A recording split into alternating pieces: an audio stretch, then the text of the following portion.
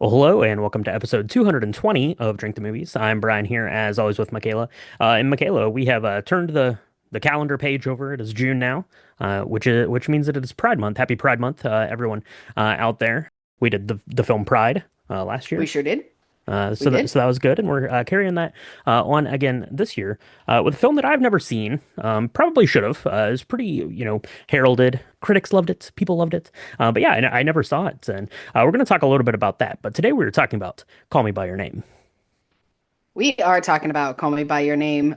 This is the movie that put Timothy Chalamet on the map. So if you've never heard of it, this to me, this is what started it all. Okay, he went from being a kid, he went from being Elio to being in 1 year Willy Wonka and Paul Atreides and gosh, somebody else. Bob Dylan. Bob Dylan. That's right. Okay. And in such a short amount of time because that this came out in 2017, which feels like yesterday. It does feel like yesterday. He was also in Lady Bird that year. Big year for young Timothy Chalamet, as all years seem to be ever since then. So yeah, so I'm definitely excited to chat about Call Me by Your Name. I did have a chance to watch it, obviously, before we started recording, and yeah, I definitely want to get into it. But before we do that, Michaela, we're going to need to mix up a cocktail that pays homage to that orchard there in the northern Italy town we find ourselves in. So let's do this. Let's go ahead and take a quick break. We'll grab some apricot liqueur if you can find it. And we'll be right back to chat about this week's drink. So Brian, there's a scene where they talk about theology or the I don't know the linguistics, the history of the word The apricot. entomology, I believe. Entomology, is that the Is right? that Is that the is right? that Thank right? you. I don't know. Yeah, I think you're right. We're gonna say you're right. You're smarter than me, I'm not an so ologist about anything. about But anything. they do talk about the apricot and where the Right. name came from. And I love it because Army Hammer's character like is trying to impress his new professor that he's staying with for the month. And he's like, so apricots comes from the Greek word that's this, and the Italian word that's this, and the Latin root of blah blah blah, and it's so funny. But yeah, so I wanted to make a drink. I wanted to find a drink that talked about apricots, that had apricots in it, but also that paid homage to both France and Italy because this film is really special. They make a joke about that they are the only like Jewish family in Italy that also are French. And then they bring over a Jewish student to stay with them this summer, and that is they've never done that in the history of history, and it's kind of a funny thing. So I thought that was really kind of interesting, and so I wanted to make a drink, and I found. Mark Addison has an apricot Negroni, which I knew would be right up your alley as well, because it's got one of your favorite ingredients in it, Aperol. It does, yeah, absolutely. It has one of my favorite ingredients in it. The Negroni is a cocktail that I like a lot, and apricot is a flavor that I enjoy quite a bit. And apricots play a pretty vital part of the film. Really, obviously, there's one very infamous apricot centric theme, but you'll see apricots all over the place between Elio just picking up an apricot to eat periodically. The mom bringing out apricot juice for everyone to drink. It's a major part of the movie, so this was perfect for it. And yeah, I mean, you talk about the Negroni that has its roots in northern Italy. They're with either Campari or with Aperol there, so that makes sense too. So let's go ahead and mix one of these up, and then we can talk a little bit about it. So into a cocktail glass or rocks glass, go ahead and put in like a big ice cube if you have one, or a couple of ice cubes, and you're going to put in 1¼ ounces of gin, 1¼ ounces of dry vermouth, 3/4 of an ounce of Aperol, a quarter of an ounce of apricot liqueur, and 3 dashes of orange bitters. Go ahead and stir that up, and then you can sip and enjoy. You can garnish it. If you have an apricot, like a little slice of apricot, that would be nice. You could probably do like an orange peel that you might traditionally do with a Negroni. And yeah, this is pretty good. It varies from a Negroni in a couple of ways, right? So it has dry vermouth as opposed to sweet vermouth, and it has Aperol as opposed to Campari. So this is a little bit of a sweeter version. The Aperol is not quite as bitter as Campari is, I don't believe. So Hmm. it's a little bit softer. It's a little bit more palatable if you're getting into the Negroni game, I think. But yeah, Yeah. but the apricot does a really nice job of blending in, I think, because I couldn't find apricot liqueur, Michaela. Oh, well, I have some, so I will make sure that you get some to properly taste this. But I will say, if you're going to talk about gin, right? All gins are not created equal here. If you get something that's super floral, or real junipery, you're probably not going to enjoy this as much. I use the brand new Hendrix Oasium that I saw that's out. It's got this citrus quality to it, and I thought that that would be really nice with the orange bitters. So that's what I used, and I gotta say, if you like Negronis, this is going to be amazing. If you don't like Aperol, then you're not going to love it because it's definitely got, even if it's only got three-quarters of an ounce of Aperol in it, it's got a kick to it. Now, be careful too, because the vermouth that you pick is going to have a huge impact on this drink as well, because there's equal parts gin and equal parts vermouth.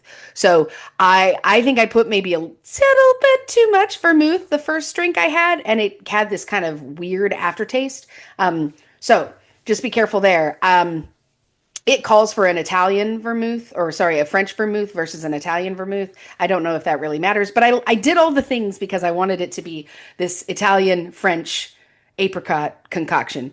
And I found apricot liqueur just fine. I'm sorry that you couldn't, but I found it and it's delicious. It's really Yeah. good, so I'll bring you some.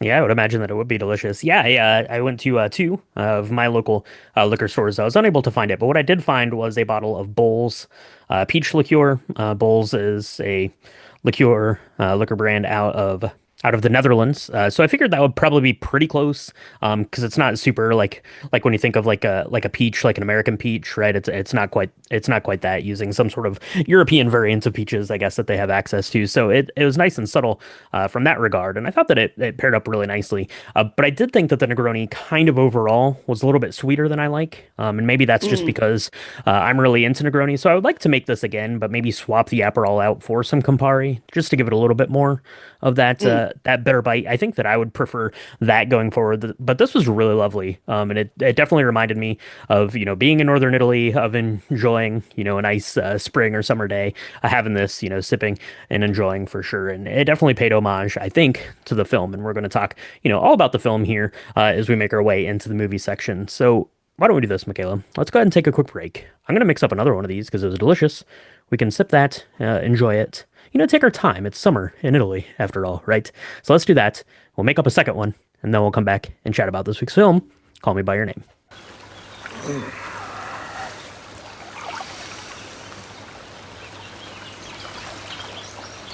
I like the way you say things. I don't know why you're always putting yourself down, though. So you won't, I guess?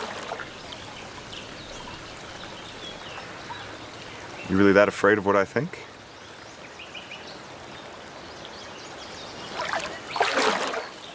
Spoiler warning for Call Me By Your Name. If you've not yet seen this film, we're going to talk about all the things.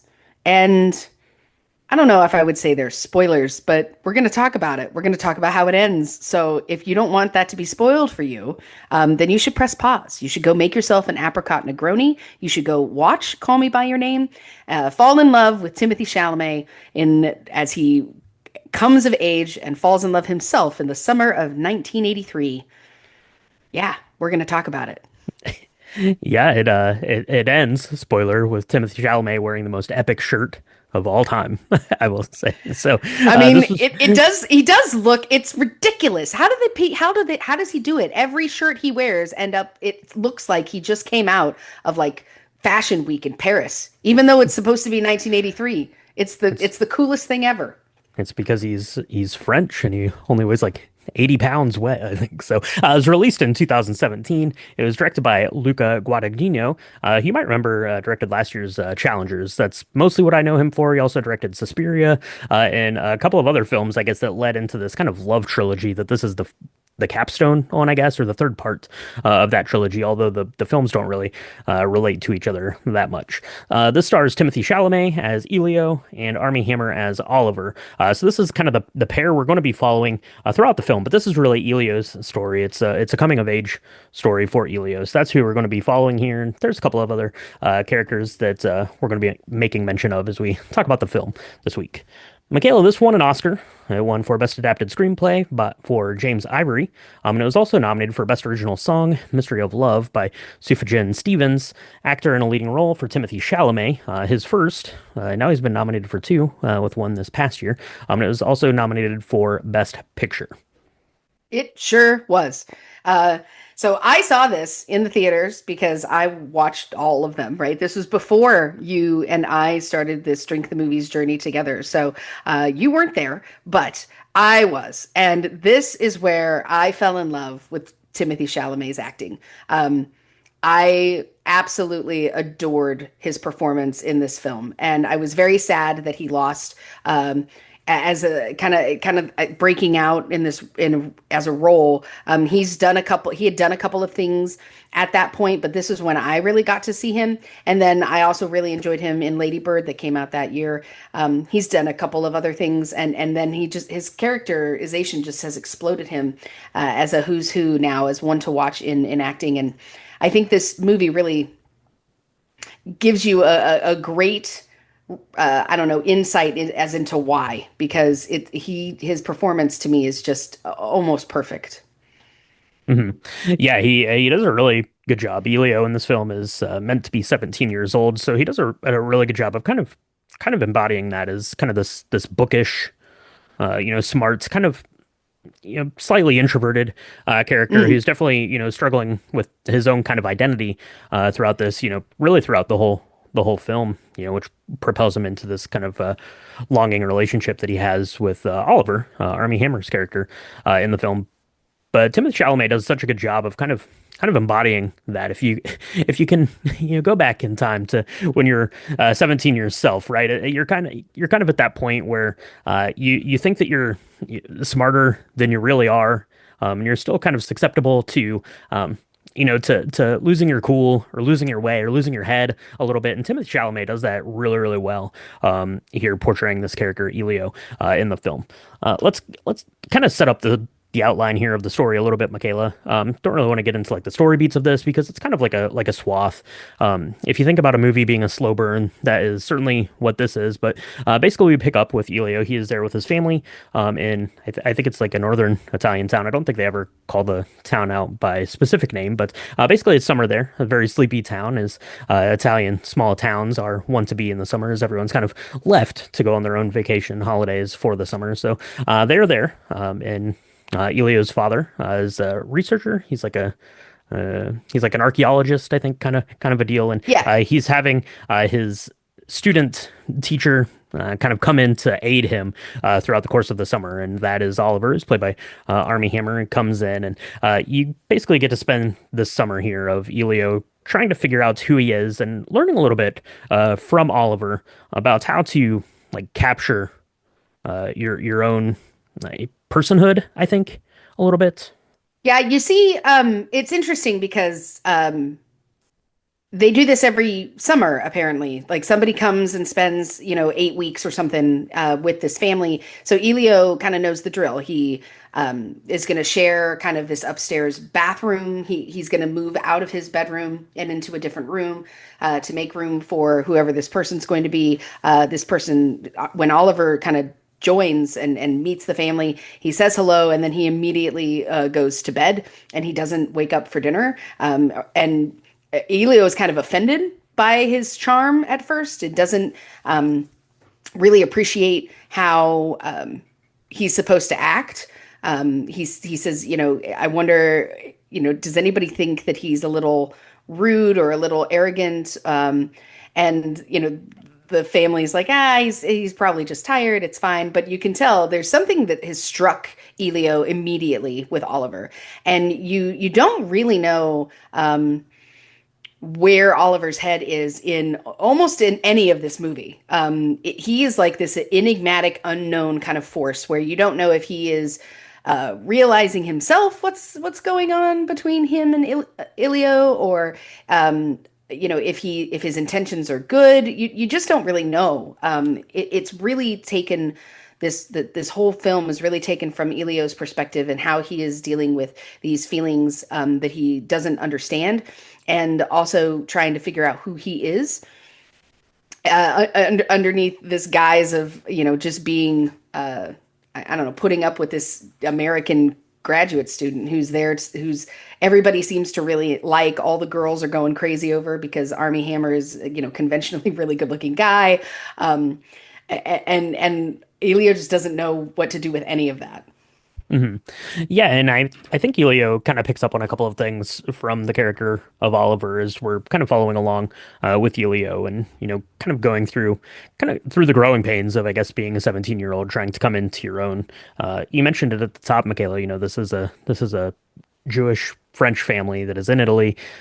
So have kind of all of these identities that Elio is struggling with. He has some friends there, obviously, but makes mention kind of early on in the movie that basically there isn't anything to do there in summer. And in the summer, you wait for summer to be over because there's nothing that exciting going on, right? You can go and kind of swim with your friends, but beyond that, that's about it. Most of the things in the town are closed, and you're not going to get much beyond that. So I think that Elio really kind of latches on to Oliver as a figure because Oliver is very kind of comfortable. It would seem like in this instance, and maybe that's not true always, but when he's here in Italy, he seems very comfortable with who he is, right? He's an attractive, he is an American, he is Jewish, and he's kind of very he takes a lot of ownership over those things, and I think that Elio really kind of sees that and starts to grasp onto that himself. Hmm. Like he sees the ability to do that. You get kind of this really telling sort of a thing, kind of one of their kind of first interactions that they have together when they're starting to explore more of this relationship thing is you have Oliver who's wearing the Star of David necklace, and Elio, sees that and is kind of taken aback by it, right? Because that's not something that he would have ever like identified in himself or certainly not projected out into the world. But after seeing, that Oliver is taking ownership of that part of himself, you'll see Elio wearing that necklace as well. He mentions that he'd gotten it from his mother or his grandmother or something at some point. So you see him like starting to kind of accept who he is Mm. through the guidance of Oliver, and it's more of like an observation thing, I think. Yeah. Yeah, it's very subtle at first. But it almost, I don't know, the age difference can be kind of problematic, and I didn't even realize that watching it the first time. I didn't know that he was 24 and Elio was supposed to be 17. So, I didn't think that there was anything necessarily inappropriate, other than the fact that uh, it was kind of it could be uncomfortable for the family who's kind of watching this relationship kind of take place and transpire over these 8 weeks. But they start to spend a lot more time together. They go swimming together. Elio is, almost becoming a little obsessive, as you would. This is definitely more of a limerence. This is much more of a limerence than maybe true love, Hmm as we would say. He just can't seem to let go of the idea of Oliver. He like goes and smells his clothing in his room. All the things, maybe not all the things. I never did that, but I mean all the things that you would do if you were like obsessed of this person. hmm With the understanding that these are all this person is also a man, and this is supposed to be Italy in 1983. So when Elio finally does kind of confess and say, look, I have these very strong feelings, um Oliver doesn't dissuade him. He doesn't say I don't feel the same, but he does say, look, we can't talk about these things. We can never talk about it. hmm You've got to know that we just can't ever talk about it. And so it's interesting because Elio then becomes this very like jealous, jilted lover for a few minutes in the film. Um, Oliver is, again, he's a good looking guy. He's kind of, there's these girls, these beautiful like Italian girls on bikes that are like chasing him and wanting him to take them dancing and things. And so Elio starts to sort of emulate Oliver in that sense too. He meets up with his girlfriend. They consummate their relationship, and he thinks that that's what he should be doing, but he can't stop this overwhelming desire for Oliver. And when they finally kind of come together, through like notes that are sent underneath the door, it turns into this very kind of torrid, very deep feeling of like love and connection. And you don't quite understand it yourself as an audience member watching it. hmm Yeah, I think that, Oliver is kind of standoffish of they're not even advances, right? You mentioned it, Michaela, is saying that you can't do this, you can't say these things out loud, and certainly that is of the time and the place in Italy or anywhere really in the 1980s for sure. And I think that to that end, I think Oliver kind of looked at Elio as more of this like free spirit of something that he wished that he could do. So on one hand, you have Elio who's looking up to Oliver, to seeing how, he lives his life, kind of emboldened in the things that he is. But really, Oliver is kind of trapped, kind of on the Cumber side of this. As we see their relationship grow, they even, kind of have this conversation, about the parents, right? Mr. and Mrs. Perlman, played by Michael Stuhlbarg and Amira Cesar, who basically are okay with Elio, or they at least kind of acknowledge that this relationship is growing. And you have Oliver, their Army Hammer's character, is like he's like you're really lucky. Like if my dad even had a glimpse of this, I'd be sent off to like a re-education camp Hmm. like that second. So I think that he is a little kind of stricken by Elio's luck. I think his father is someone that he looks up to, and kind of the home life situation that he has is something that he can look up to. So there's a lot of kind of emulating going on. You mentioned the girls. You have Kiara there, who Oliver goes off with a time or two. We see them dancing kind of early in the film, which is kind of our first glimpse into Elio and Oliver potentially having kind of some more feelings with them, right? As Oliver comes over and is kind of like massaging the shoulders of Elio, and he mentions later in the movie that he did that basically to let Elio know that he was okay, or to kind of send signals there as you might do. But you get that, and you get the great song kind of playing through the section that plays also later in the film as well, the Venus and or the Psychedelic Furs song called "Love My Way," which deals with a lot of these themes of kind of forbidden love and death, I guess, without that forbidden love and things like that, which is certainly encapsulates what this film is about. So you get kind of the great scene there, but then you also have Marcia, who's played by Esther Gerrel, who is excellent in this film, who Elio is kind of paired up with, and he's talked about her a couple of times. It seems like they're very friendly. They're always going off, riding their bikes together, going swimming together, and eventually he does kind of consummate that with her. And I thought that this was kind of the interesting part of this, because obviously this is kind of a love or a lust story between Elio and Oliver. But I thought that it was really interesting that Elio does go and consummate this relationship with Marcia, because it seemed like in the moment, like he wasn't doing that because he felt like it was something that he needed to do, right? He needed to prove his manhood or anything like that. But he seemed really into her. Well, I think you're right. I mean, I think he was into her. He really liked her, and I think but it was very different than how he ended up feeling for Oliver, right? The obsession wasn't there. This deep like connection, this desperateness wasn't there. Um, and even Marzia at the end of the movie, right? She says, "Hey, I can we still be friends? I'm not mad at you, right?" Because as soon as it happens, Marzia thinks that like this means something, right? Because they're both 17 and probably this was her first experience, and that's kind of a big deal. But And it happens more than once.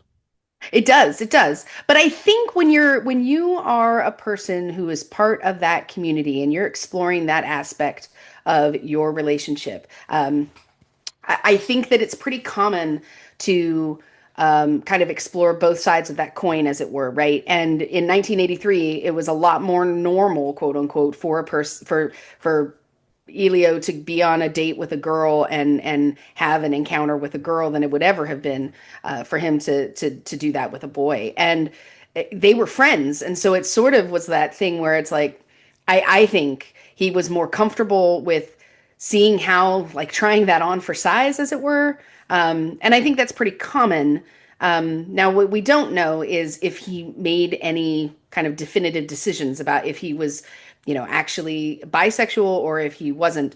And I don't. I think that was by design. I think the point of this had nothing to really do with this necessarily his sexual awakening, but more about how he was exploring his relationships with others, and how we come to find out that Oliver is sort of doing the same thing, right? Because Oliver has connections with these girls. We don't see him sleeping with any of them, but we know that he has had a girlfriend back in America on and off. And when the movie comes to a close, he has chosen to continue to live as a straight man, right, in America, and continue to be with women. And that's kind of, I think, very telling for kind of Elio because he has nowhere to go now because that relationship with his, even if his parents were supportive, he doesn't really have an outlet for that, and this great love or limerence feeling that he has towards Oliver is never going to be set upon again, right? Hmm. Yeah, for sure. And we kind of go ahead and go to the end of the movie. There's another section I want to talk about too, but since you Yeah, brought it up, we get the knowledge, right, that Oliver has, gone back to America, right? The summer has ended. He has gone on, and then you get just beautiful imagery of snow falling there over the Italian town, over the gorgeous. pond and stuff. I don't know if that was real or if they were doing that with a computer. I don't know, but it looked amazing. So, winter in Italy is where I want to be. But so you get the phone call, and he speaks with Elio there, and tells him that he's getting married to this woman and things like that. And obviously, Elio is very taken aback by that. Kind of sinks into himself, and you get kind of this final image of the film, which is sort of staggering because it just holds for minutes of just Timothy Chalamet staring into this fire or into the camera, crying and kind of contemplating this. And it's interesting because on one hand, certainly he's upset that Oliver has gone, even though they kind of knew that they were having this summer together, and that was going to be it. There was the age difference, there was the place in the world difference, right? So it's kind of this one summer sort of a thing. So as I'm sitting there watching, kind of Timothy Chalamet give this masterclass on things that he shouldn't know how to do yet, as that young of an actor. I'm like, so obviously he's heartbroken, right? Because this is basically closing the door on that with Oliver. But I'm wondering then too if part of that was because Elio had so much kind of you know put into Oliver as, like I said, as this figure of someone who kind of owned his identity, and really someone that he could come to emulate. To find out that that really wasn't the case, I wonder if that also played on the psyche there of Elio as Mm. well. It's not necessarily just that you're losing your love, but the person that you loved and held up in such high esteem maybe wasn't exactly who you thought they were the whole time. Yeah. Oh, I'm sure there was some of that. My favorite so my two favorite scenes. My favorite scene is the final scene, right, where Elio has just gotten off the phone. He is completely overcome, and you're right. It's just a close up shot of Timothy Chalamet crying tearfully as his family is behind him making their feast for Hanukkah because it's happening at Hanukkah, right? Mhm. Which is supposed to be this really joyous time. Um, and he can't even bring himself to be bothered by all of the, hubbub behind him. He's just staring into the fire. I think it's really difficult. This conversation that Elio and Oliver have on the phone is really heart wrenching because Elio, they have this thing where they call each other by their own name, which I don't quite understand. I think it's really kind of hot, but Elio is saying, "Hey, what do you mean you're getting married?" And Oliver says, "Well, it was on and off, and it was bound to happen." Um, but then he says, "I remember everything. I remember everything," and I think that that's really important because I think Elio thought for a second that maybe he had gone crazy and that his experience of this deep love and these lustful feelings and this connection was not real. And it's so heartbreaking the way Oliver says that he remembers everything to tell Elio and that he wasn't crazy. You know what I mean? That what happened did really happen, and it was all the Mhm. things that they both felt, but it is not going to continue, and that it's going to be something that they remember forever. That with the overlay of the score and I mean, no wonder it won best song, or was up for best song. absolutely heartbreaking at the end of this film. You know me, I couldn't breathe. I was crying so hard, and I'd seen this before. But I think, I don't know, my favorite scene though. I want to talk about that, which is the scene between Timothy Chalamet and Michael Stuhlbarg, who plays his father. Now Hmm. they're sitting there. It's 10 minutes before the end of the film. Oliver has gone back, and Elio is just despondent. He's really unhappy, and his father takes him aside and says, "I want you to know that I really envy the connection that you had. I've never had anything like that in my life, and I think it's so special, and it's okay to be really sad." And there's so many layers to this scene that's it's so good. um, because the family can see. I mean, they're the ones. His mom is the one who suggests that they take a 2-day kind of vacation into another city together just to say goodbye, because everybody can see what's happening, and Hmm. they let it happen. They support their son, but it's so beautiful. I absolutely loved the way that this father character loves his son, in a time when that would have been incredibly unpopular and maybe illegal. I don't know, but like I just loved that. And you don't know if, and this was a book before it was a film, Hmm. and so Yep. I can't wait to read the book to see if there was more there that I have missed, because you kind of get the feeling that maybe Mr. Perlman is actually gay, and that Mm. he has built this whole life, and he doesn't regret it, but he also wishes that he could have had the kind of love that Elio had found with Oliver. Yeah, it's hard to say for sure. And Michael Stuhlbarg, who plays Mr. Perlman, is excellent. He who shows up in things periodically. He was in the series Boardwalk Empire, which I loved him in. He's in The Yeah, Shape of yeah, Water, yeah. which he's excellent in. He's excellent in all the things that he does. Yeah, so it could very well be that. But I think that too. I think. He probably sees a lot of himself in Elio, and maybe not that he was homosexual or had those tendencies in the same way that Elio does.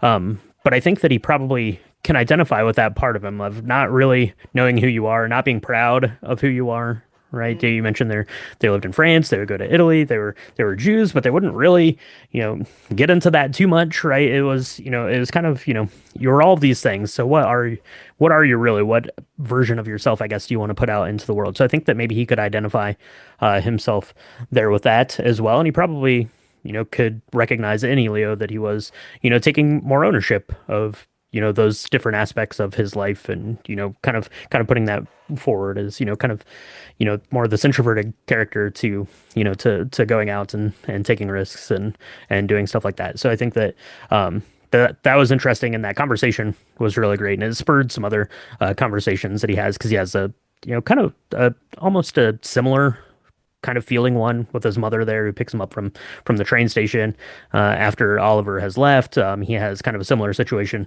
there with his would-be girlfriend with Marcia there as well. So and then you have the conversation between Elio and Oliver, who Oliver is, confessing that basically he got the vibe that his parents knew about them, or kind of this infatuation between those two for a long time, right? Probably longer than even Elio did, probably from day one, I guess, because parents' intuition tends to be pretty right on most of the time. Mm. So I thought that was good. I wanted to talk a little bit about just the town here, because the town really kind of takes on almost a character in and of itself, right? We get Elio talking about how the town is mostly vacant, and certainly it is. It's old. It is beautiful. It is old. It is fragile.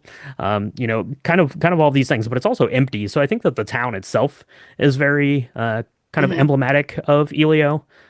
To cast, the place that they're living, and really kind of embodies the way that Elio feels and thinks about himself. And then, as Oliver comes into town and or comes in to help his father, they start spending more time going out into town and finding things to do together. And I think that the town itself portrays as a character really well as well. Yeah. I I was really excited to see that this was given the accolades that it was from a storytelling perspective. I didn't realize I guess I knew that it was adapted from a book, but I hadn't read it. And now I want to read the book because apparently the book has a sequel. um, and the book talks about this event this summer, but also 20 years after this summer.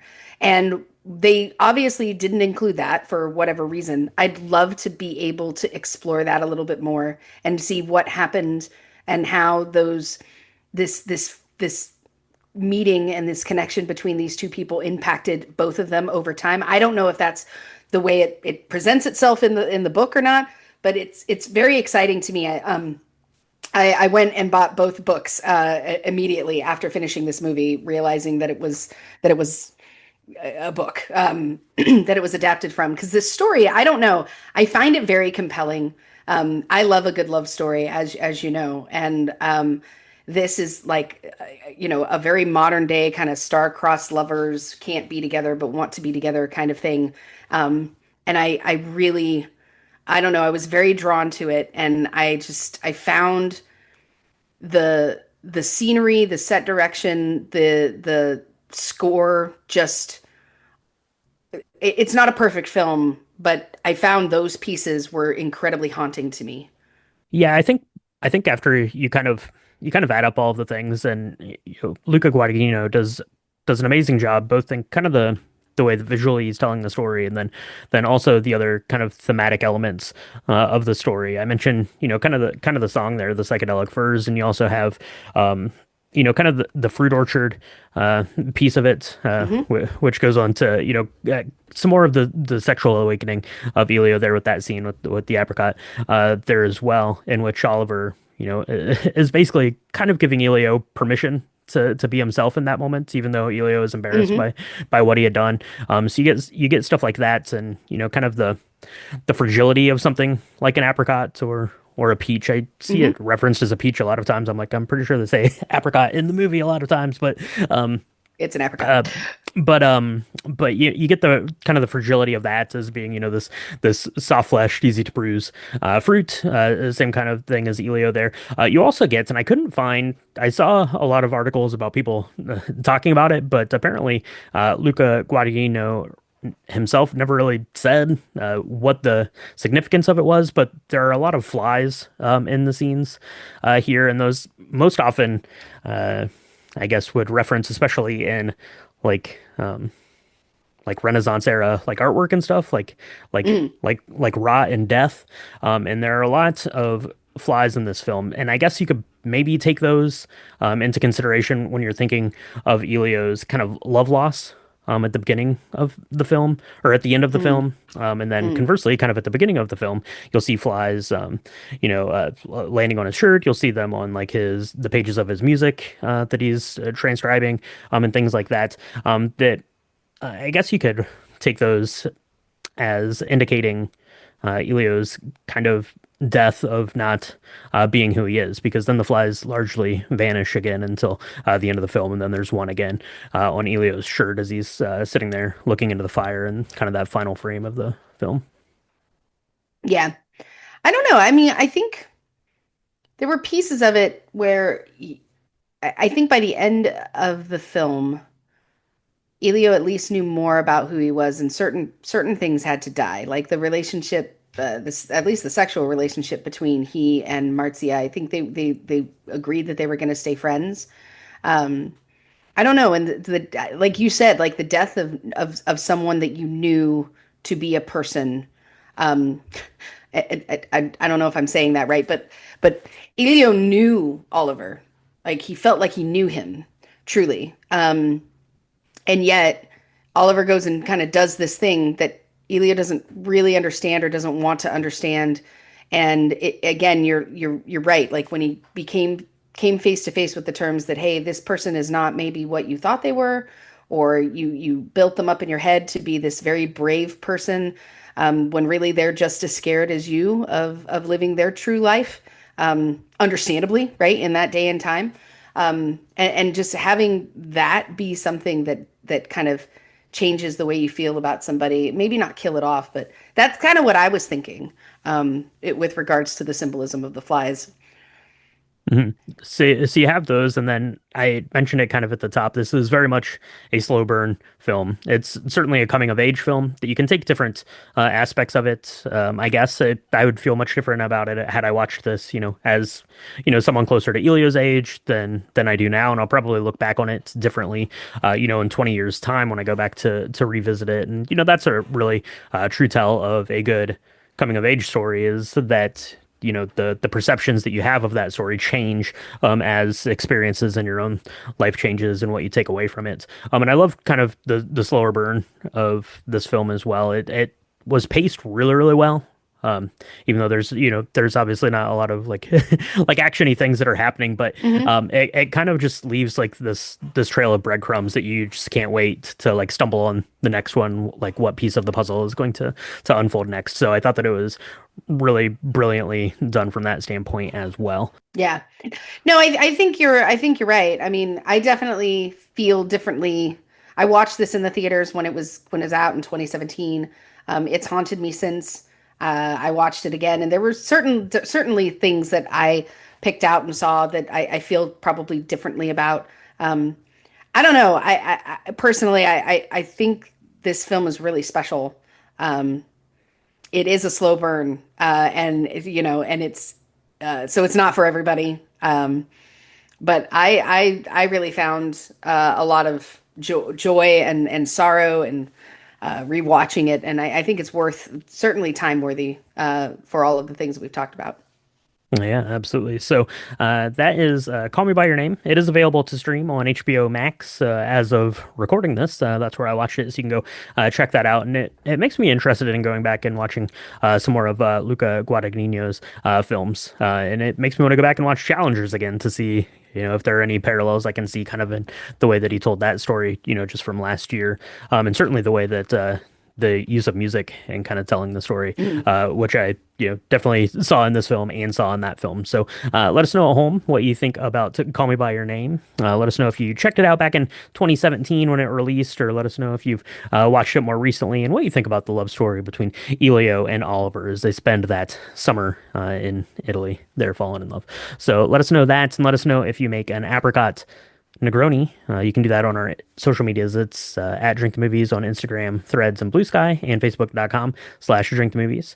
You can go there. You can see pictures of what we've been up to lately. You can tag us in your pictures if you're making cocktails, if you're having a good cocktail out somewhere, if you're watching a movie you should know about. Definitely tag us in all your stuff because we love it when we get feedback like that from all of our listeners out there. And you can go to our website. It's www.drinkthemovies.com. That has pictures of our cocktails that we're making, the episode recaps, links to the merchandise shop, to the Patreon. All that stuff can be found there. It's www.drinkthemovies.com. Michaela, we have a busy, busy summer. We don't get a nice, relaxing Italian summer, We right? No, don't. we get a summer at the air conditioned theater. That's where we're going to be spending Not our weeks not so bad. because after this, I think we have like four new movies in a row. I don't know for sure, but we're going to be at the theater It's a an awful lot. lot. So people are going to want to make sure they're following along, seeing what we're watching, and letting us know about what movies they're watching this summer. Staying in the air conditioning to beat the heat. Where can they make sure that they're following the podcast and subscribed, all that stuff? Sure. You can find us on Apple Podcasts, Spotify, Good Pods, anywhere where Spotify podcasts are distributed and supported. We do 2 drops a week. So we have our lobby bar, which usually drops on Mondays or Tuesdays. We talk about what's going on at the box office and a really easy cocktail that everyone, even you, can make, as well as these deep dives where we talk about one movie and one cocktail at least. Whether it's good or not, we do a lot of cocktails there, and sometimes they inspire our lobby bar. Anyway, we are so excited to be doing this. It's the best job in the world. And so if you are liking what you're hearing, please subscribe. You can always reach out to us on social media. You can share all of the things. Leave us a 5-star review. All of that helps build this community and helps get more Drink the Movies out there. Absolutely. So that's going to wrap it up for episode 220. Call Me by Your Name. Thank you so much for tuning in. Mix up an apricot Negroni, and we'll talk to you next time on Drink Drink the the Movie. Movies. We had the stars, you and I, and this is given once only.